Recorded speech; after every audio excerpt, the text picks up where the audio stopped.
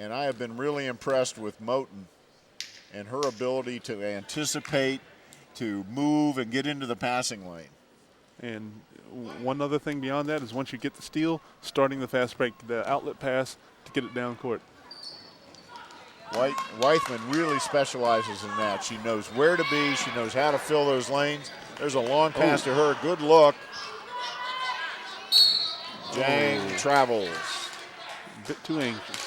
That's a little bit of that inexperience. Gasquet told us that she really just kind of walked onto the team this year and immediately impressed the team and has been getting better all along, but she still is in a developmental phase. Yeah, so she definitely has the athleticism to do a lot of things on the court. Once she puts together the basketball knowledge, she'll be really good. Another travel on Harford.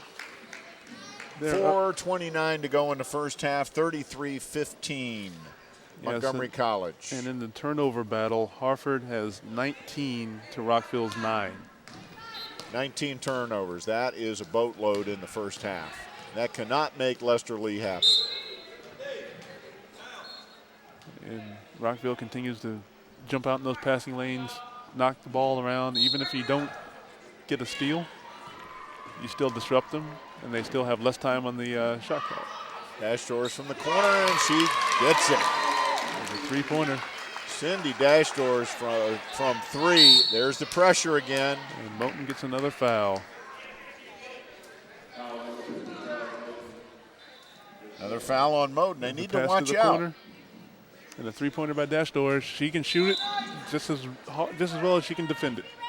Neither team has a deep bench. And Moten is definitely a player that they cannot afford to lose to foul trouble. No, she is one of their key players on the team, and looks like Rockville is in the double bonus.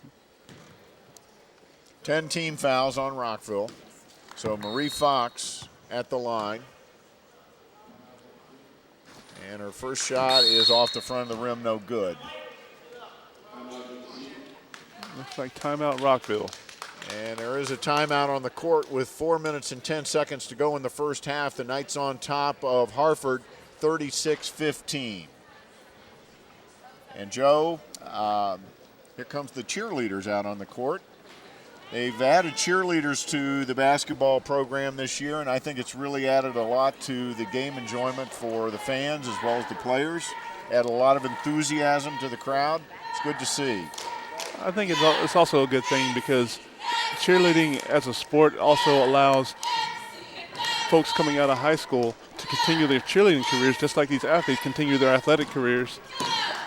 And if you think these kids aren't athletes, then you don't know what you're talking about. They do some very dangerous things out there. Yeah, if you've ever tried to lift 130 pounds over your head, you'll know that it takes a lot of athletic ability to do so. Absolutely, and particularly to do it safely. That's the key. Try not to get anybody hurt on the court. I was talking to someone this week that told me that after football, cheerleading is considered the most dangerous sport at the high school level. Oh, I can definitely believe that. I remember being in high school and one of our cheerleaders fell off a pyramid or something and broke her leg. So it's very dangerous, and I give it up to these Rockville cheerleaders for all they do. Fox misses them both. The Knights on a break. Nice pass back to Lee. No good. That's a foul on Harford. That was great. A great break. Great ball movement on the break.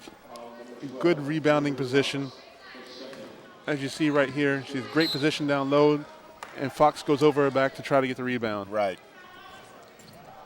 That was a good half-court offensive sequence there for the Knights. There's Weithman from way deep, in and out. One of these days, somebody's going to try to guard her. I think they can't believe she's shooting from that far out, but she's got the range.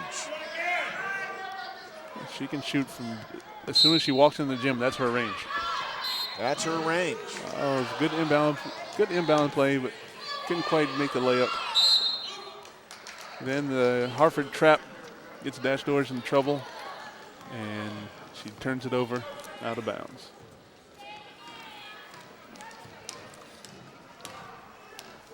Lauren Bills back in the game, point.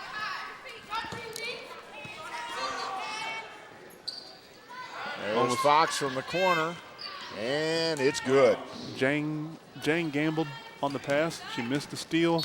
That left Fox open for an open jumper. 36-17 Knights. And there's Abibatu Jang going to the hoop again. She cuts through this defense like a knife. She really does. She passes it off, and then she cuts directly through the heart of the defense. She gets the ball right back. That's called a give and go. Cuts to the basket, gets it back, and they either let her get the rebound or she gets fouled. Abibatu Jang, 5'11", 130 pounds from Senegal. Just a freshman, but one of the best players on the team. She's got a lot of potential. We've seen some really athletic moves out of her already today. We've seen other games where she's done finger rolls and all sorts of things. She's got a lot of basketball skills. Some of them are raw, some of them are a little more refined. And as soon as she puts it all together, she's going to be at a four-year school starring. Nice play by Moten again. They are amazing on these passing lanes, Joe. They really know how to play this 1-2-2 defense. Yeah, and sometimes getting the passing lane, a foot gets involved every once in a while. But it disrupts the timing of the offense, and they have less time on the shot clock. Shot no good. Lee with another rebound. She's doing a pretty good job on the boards against those much taller players. And there's Jang, and that's a blocking foul on Fox. Jang is just so quick, and she's got enough ball handling skills that you see in this replay right here. She shakes Fox, gets by her, and all Fox can do is kind of lean into her to try to stop her. She's quite fluid also. Oh, very, very. She's limber, fast, quick, can jump. She's got a lot of athletic ability. And she makes her foul shots also. She's a good shooter. 39-17, 2:54 to go in the first half. The Knights with a comfortable lead. Both teams in the bonus situation as far as fouls go. And Coach Gasquet wishes that she could have more players like Jang who would just show up and have that much ability. That's right. Well, we talked to Tarla about how she was able to attract the talent this year. Like we said, they only have one returner. That's Kimberly Lee. And she said a lot of it was word of mouth. A lot of it is the reputation of the program because the Rockville women's program has been historically very strong. And then, of course, she did a lot of recruiting. Bills with wow, that was a wild shot. That was a wild shot. It looked like she might have gotten undercut by Weissman, but no call. A little payback for that earlier situation under the opposite basket. Could be. Oh, Harford had inside position on that, but didn't get the rebound. Weissman from the corner. Weissman makes her pay. She is deadly. Yeah, and I think her leading the nation in scoring might be safe after this game because she's putting up numbers. Might be safe after this game is for sure. 42-17, the Knights with a very, very comfortable lead here with 2:15 to go in the first half.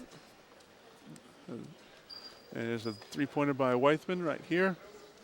As you see, she spots up, fires it, it goes through, nothing but net. She's a deadly shooter outside. I tell you, there's hardly been a shot where she's hit the rim today, let alone miss. I mean, it's nothing but net almost every time it goes up. You'd have to believe that there's got to be some four-year schools out there that are drooling to have a player of her caliber on their team. Well, she definitely wants to continue on. We talked earlier this week. She really wants to play at a four-year school. And then eventually she would like to coach.